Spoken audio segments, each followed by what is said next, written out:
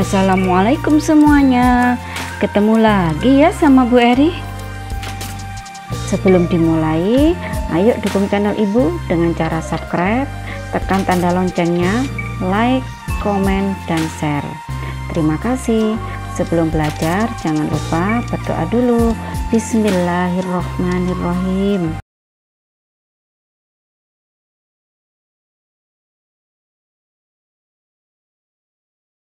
Di video kali ini kita akan melanjutkan membahas latihan soal ujian sekolah mata pelajaran Bahasa Indonesia untuk nomor soal 11-20. Nomor 11, cermati paragraf berikut. Bandung Lautan Api menjadi salah satu peristiwa bersejarah di Indonesia. Dalam peristiwa ini, para pejuang membumi hanguskan kota Bandung. Tindakan itu dilakukan agar Bandung tidak dijadikan markas strategis sekutu. Tindakan itu juga disebut Operasi Bumi Hangus.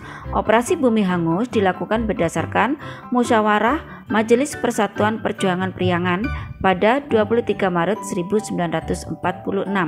Pertanyaannya, pernyataan yang sesuai dengan isi paragraf adalah: A.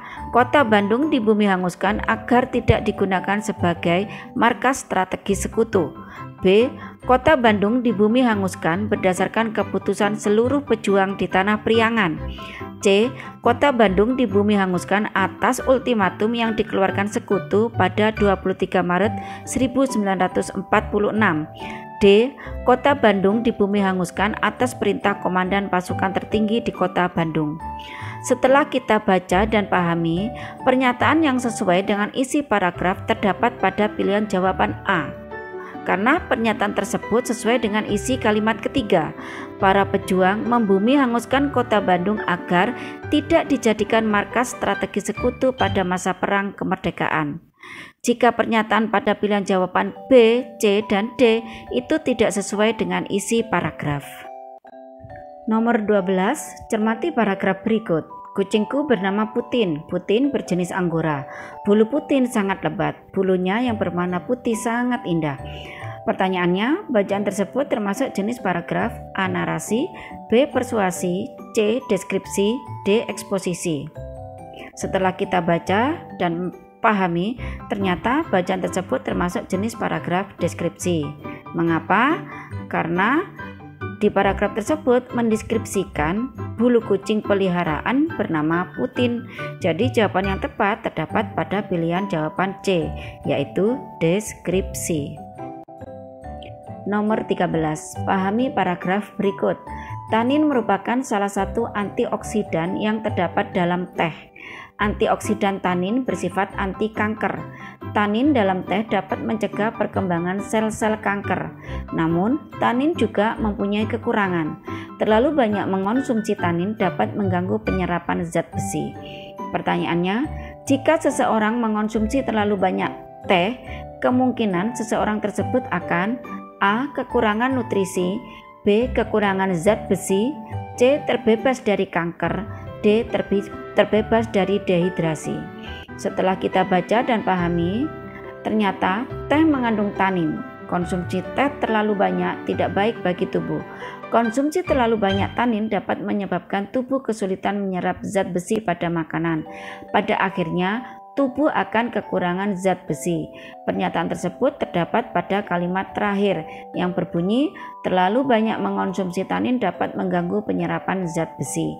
Jadi jawaban yang tepat terdapat pada pilihan jawaban B, yaitu kekurangan zat besi. Nomor 14, cermati paragraf berikut.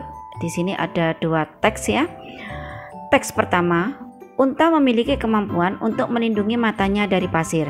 Mata unta didesain khusus agar pasir tidak dapat masuk. Unta juga memiliki 3 kelopak mata dan 2 lapis bulu mata. Selain itu, unta memiliki bulu mata yang panjang untuk melindungi matanya.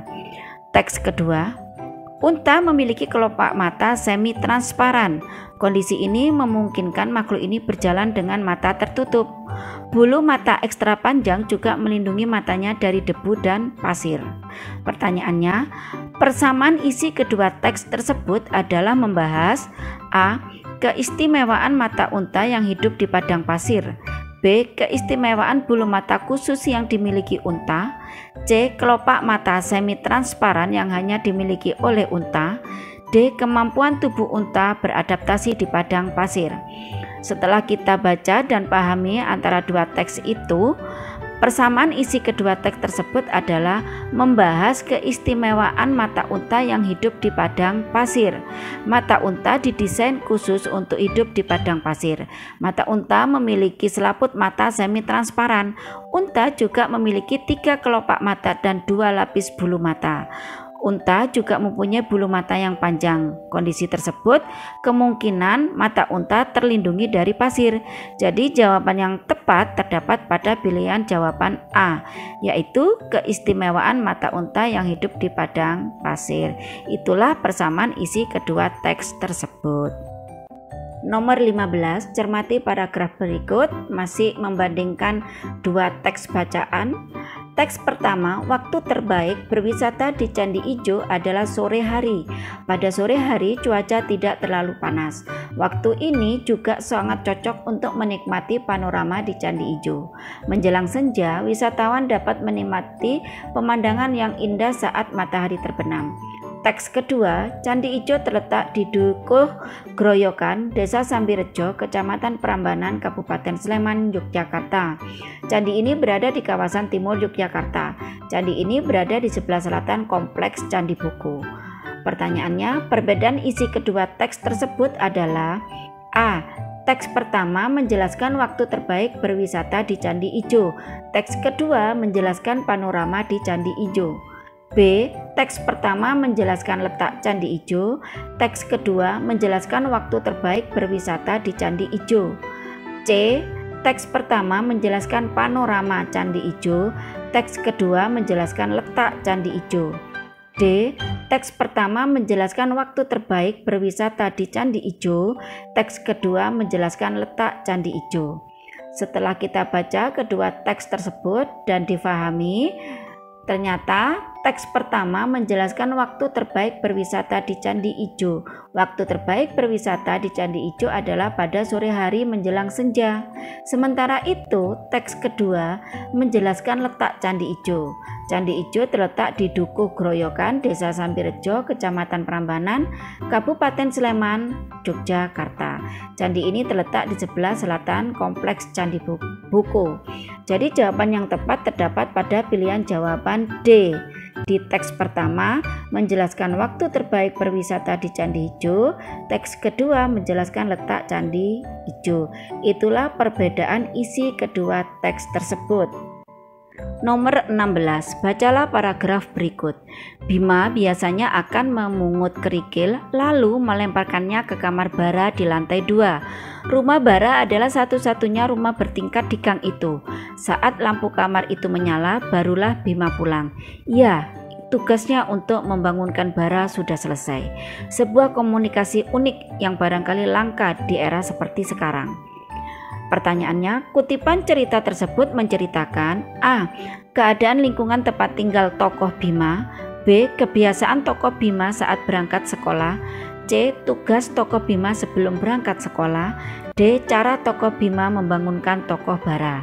Setelah kita baca dan pahami paragraf tersebut, ternyata kutipan cerita tersebut menceritakan cara tokoh Bima membangunkan tokoh bara. Tokoh Bima mempunyai cara khusus membangunkan tokoh bara. Tokoh Bima melemparkan kerikil ke kamar bara di lantai 2. Jadi jawaban yang tepat terdapat pada pilihan jawaban D, yaitu cara tokoh Bima membangunkan tokoh bara. Nomor 17, syair berikut untuk soal nomor 17 dan 18. Teman, dengarkanlah nasihat tentang laku yang kita perbuat. Jangan engkau berbuat jahat, orang jahat kenalah laknat.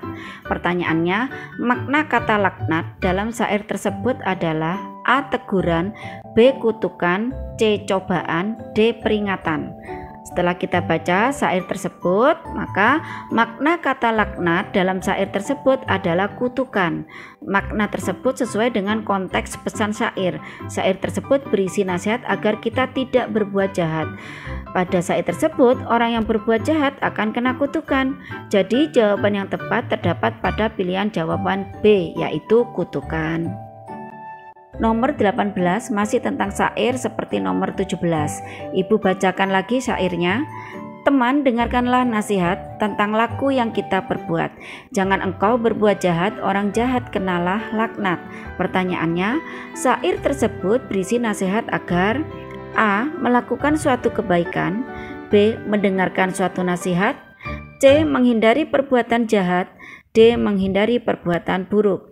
Setelah kita baca dan fahami syair tersebut, ternyata pesannya adalah nasihat agar menghindari perbuatan jahat. Perbuatan jahat akan mendapatkan laknat. Orang yang berbuat jahat akan dikutuk. Jadi jawaban yang tepat terdapat pada pilihan jawaban C, yaitu menghindari perbuatan jahat. Nomor 19. Bacalah paragraf berikut. "Woi, ngapain kamu di situ?" seru seorang lelaki gendut bersarung. Kontan anak itu lari tunggang langgang. Dia harus segera kabur dari tempat ini. Lelaki gendut itu berusaha mengejarnya. Namun karena badannya yang gendut, ditambah lagi dia mengenakan sarung. Tidak sampai 10 meter laki-laki itu berhenti dan memegangi lututnya dengan nafas memburu. Sementara si bocah sudah berhasil keluar. Jantungnya berdebar kencang. Panik, dia memaksakan diri untuk berlari terus. Pertanyaannya, mengapa tokoh lelaki yang mengejar tokoh bocah berhenti? A. Tokoh lelaki merasa tidak mampu mengejar tokoh bocah. B. Tokoh lelaki kelelahan karena badannya kegendutan. C. Tokoh lelaki kesakitan karena lututnya mengalami cedera. D. Tokoh lelaki malas mengejar tokoh bocah yang berlari kencang. Setelah kita baca dan fahami paragraf tersebut, ternyata tokoh lelaki itu berhenti mengejar tokoh bocah karena tubuhnya yang gendut membuat nafasnya tersengal-sengal sehingga dia kelelahan. Jadi jawaban yang tepat terdapat pada pilihan jawaban B, yaitu tokoh lelaki kelelahan karena badannya kegendutan. Nomor 20, perhatikan pantun berikut. Mencari ikan di batang hari. Batang hari ini bukan waduk. Cobalah lihat si pohon padi, makin berisi makin menunduk. Pertanyaannya, pantun tersebut berisi nasihat untuk selalu A. Rendah hati, B. Rajin belajar, C. Bersikap sopan, D. Jalan menunduk. Setelah kita baca dan fahami pantun tersebut, ternyata berisi nasihat untuk selalu rendah hati. Rendah hati berarti tidak sombong. Sikap tersebut digambarkan melalui padi. Padi semakin berisi semakin menunduk. Kondisi itu menyimpulkan seorang semakin hebat semakin rendah hati. Jadi jawaban yang tepat terdapat pada pilihan jawaban A, yaitu rendah hati. Alhamdulillahirabbil alamin. Semoga ilmu yang baru saja kalian pelajari bermanfaat dan barokah. Sampai jumpa di latihan soal berikutnya. Assalamualaikum warahmatullahi wabarakatuh.